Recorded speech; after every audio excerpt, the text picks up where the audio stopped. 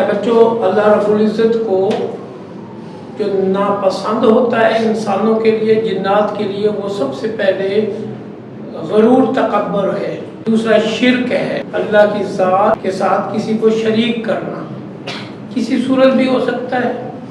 اب جو غرور و تکبر ہے، اللہ رب العزت اس کی سزا دنیا میں بھی دیتے ہیں اور آخرت میں بھی دیتے ہیں۔ کبھی بھی زندگی میں غرور و تکبر نہ کرنا، چاہے چھوٹے پیمانے پہ ہو چاہے بڑے پیمانے پہ۔ یعنی غرور و تکبر یہ بھی ہے کہ دل میں سوچنا کہ میں بڑا ہوں، وہ کمتر ہے، یہ بھی غرور و تکبر ہے۔ اور اکڑ کے چلنا، اپنے سینہ تان کے چلنا، یہ بھی غرور و تکبر ہے۔ پھر کسی کو باتوں کے لحاظ سے نیچ دکھانا، اس کو کمتر ثابت کرنے کے لیے چند فکرے بولنا، یہ بھی غرور و تکبر ہے۔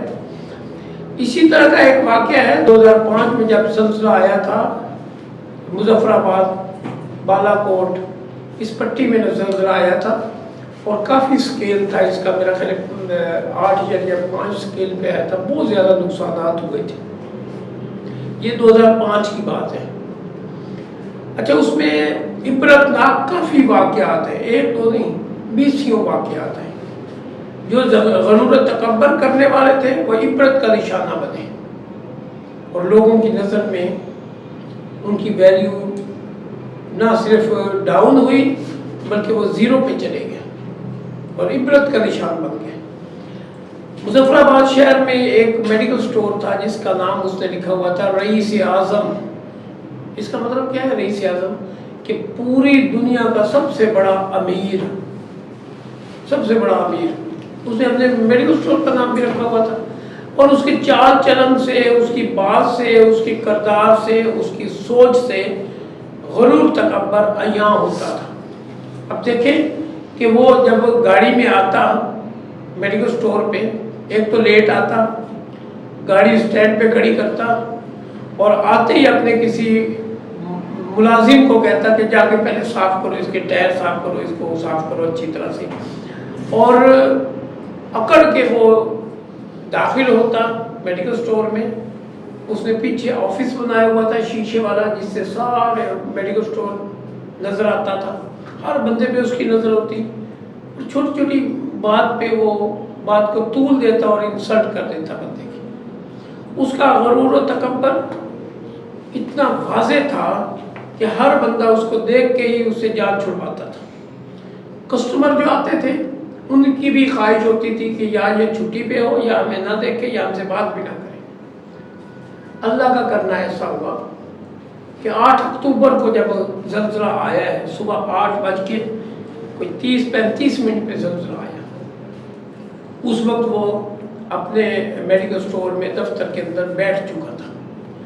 اب جب زلزلے کے جھٹکے لگے، سارے ورکر دوڑ کے باہر نکل رہے ہیں میڈیکل سٹور سے، اور وہ اپنے تناؤ کی وجہ سے، اپنے گردن میں سریے کی وجہ سے، اپنے غرور و تکبر کی وجہ سے سلو سلو چل رہا تھا، آرام آرام سے نکلنا چاہ رہا تھا۔ جھٹکے لگ رہے ہیں، لوگ بھاگ کے بلڈنگ سے باہر آ رہے ہیں اور وہ آرام آرام سے چل رہا ہے۔ چونکہ غرور و تکبر والا انسان تو میرے رب کو پسند نہیں ہے۔ اب ہوا کیا کہ جیسے دروازہ کراس کیا، ساتھ ہی جھٹکا بڑی شدت کا لگا، بلڈنگ گر گئی اور اس کا جو لینٹر تھا اس کی ایک پاؤں میں پھنس گیا، یعنی ایک سائڈ پہ پتھر آ گیا، ایک سائڈ پہ لینٹر آ گیا، گویا اس کا ایک پاؤں پھنس گیا، باقی پورا جسم ٹھیک ہے، دوسری ٹانگ بھی ٹھیک ہے، ایک ٹانگ پھنسی ہے، ایک ٹانگ بیچ میں پھنسی ہے، باقی پورا جسم ٹھیک ہے، باہر ہے، آزاد ہے۔ اب وہ لوگوں کو کہہ رہے ہیں کہ میری ٹانگ چھڑواؤ۔ اب اس کے اپنے ملازمین وہاں سے کنارہ کشی کر رہے ہیں، اس کی بات تک نہیں سن رہے۔ اس سے بڑی اور پریشانی والی کون سی بات ہوگی؟ اگر محبت کی ہوتی، لوگوں کے ساتھ تعلقات اچھے رکھے ہوتے، ان کو کمتر نہ سمجھتے، نیچ نہ سمجھتے، تو ضروری وہ کھڑے ہو کے اس کی بات سنتے۔ کوئی بھی نہیں سن رہا۔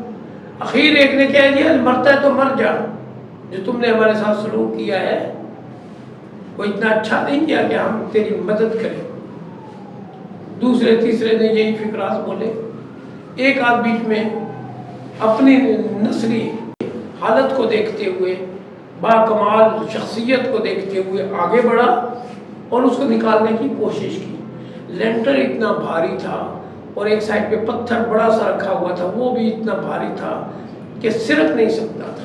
اس نے 2-4 بندوں کو بلایا، چونکہ وہ اچھا انسان تھا، اخلاق اچھا تھا، معاملات اس کے اچھے تھے لوگوں کے ساتھ. جو قریب تھے اس کو جاننے والے وہ سارے آ گئے، سب نے مل کے زور لگایا تو لینٹر ٹس سے مس نہ ہوا، ہلکا سا بھی نہ سرکا. پھر وہ کہنے لگا کوئی کرین بلاؤ. اب کرین کہاں سے آئے؟ اتنی شدید زلزلہ تھا کہ روڈ بھی پھٹ چکے تھے اور جو دریا بہہ رہا تھا اس کے اندر پہاڑوں کے اوپر سے گھر، یعنی سلپ ہو کے گھر لوگوں سمیت، سامان سمیت، مویشیوں سمیت دریا برد ہو چکے تھے. اور اس وقت کرین کہاں سے آتی؟ بندے 2-4 دفعہ دیکھتے رہے، پھر اٹھ کے چلے گئے. کوئی بھی آ رہا ہے اس کو دیکھتے ہوئے آگے نکل رہا ہے اور چیخ رہا ہے، چلا رہا ہے، اللہ سے توبہ کر رہا ہے. جب اللہ کی پکڑ آ جاتی ہے تو پھر اللہ رب العزت کم ہی توبہ قبول کرتی ہے. ایک وقت ہوتا ہے جب نزع کا ٹائم ہوتا ہے، یعنی بندے کا انتقال کا ٹائم ہوتا ہے، اس وقت تو توبہ بالکل قبول نہیں ہوتی. تو اس کی جب پکڑ آئی، اب رو بھی رہا ہے، چیخ چلا رہا ہے، لوگوں کو اپنی طرف مائل کر رہا ہے، کوئی متوجہ نہیں ہو رہا. یہ ہے غرور و تکبر کا انجام. جب انسان غرور و تکبر والی زندگی گزارتے ہیں معاشرے میں تو اپنے پرائے ہو جاتے ہیں، اور جب اخلاق اچھا رکھتا ہے، پیار محبت والی بات کرتا ہے تو پرائے بھی اپنے ہو جاتے ہیں. سمجھ آئیے؟ اپنی زندگی کا رخ بدلو. اب ہوا کیا؟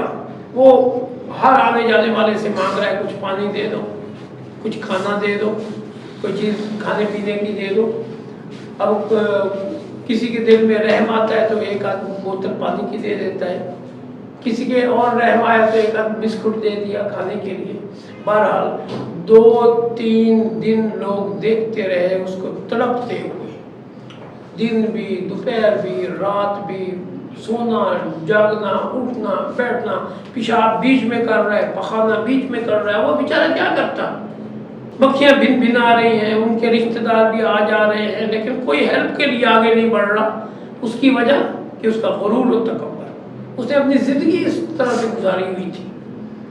سارے لوگ تنگ تھے اس کے، کیا اپنے کیا پرائے، کیا رشتہ دار اور کیا غیر، اور کیا پڑوسی اور کیا دوسرے شہر والے، سارے تنگ تھے. ایسے زندگی کبھی نہ گزارے. ہوا کیا؟ 2-3 دن اسی طرح تڑپتا رہا. کسی نے پانی دے دیا تو دے دیا، کسی نے کوئی کھانے پینے کی چیز دے دی تو دے دی، ورنہ اسی طرح. اخیر لوگوں نے دیکھا کہ اس کا مردہ جسم پڑا ہے، اور یہ عبرتناک ایک واقعہ تھا. آج بھی لوگ جب یاد کرتے ہیں تو رونگٹے کھڑے ہو جاتے ہیں ان کے. 19 سال گزر گئے، 19 سال. 2005 کا واقعہ ہے. اصل میں بچوں، جو انسان بوتا ہے وہی کاشت کرتا ہے. اگر آپ اچھے معاملات، اخلاق اور لوگوں کے ساتھ اچھے سلوک سے پیش آؤ گے تو کوئی وقت بھی آ سکتا ہے، کسی وقت بھی تو وہ ہیلپ کریں گے. اگر آپ ترش لہجے میں ہر ایک سے ملتے ملاتے رہیں گے، ان کے معاملات کو بہتر بنانے کی بجائے خلط ملط کرتے رہیں گے، ڈسٹرب کرتے رہیں گے، تو انسان آخر میں اس طرح کے وقت میں دور ہو جاتا ہے. امید ہے آپ اس پر عمل کریں.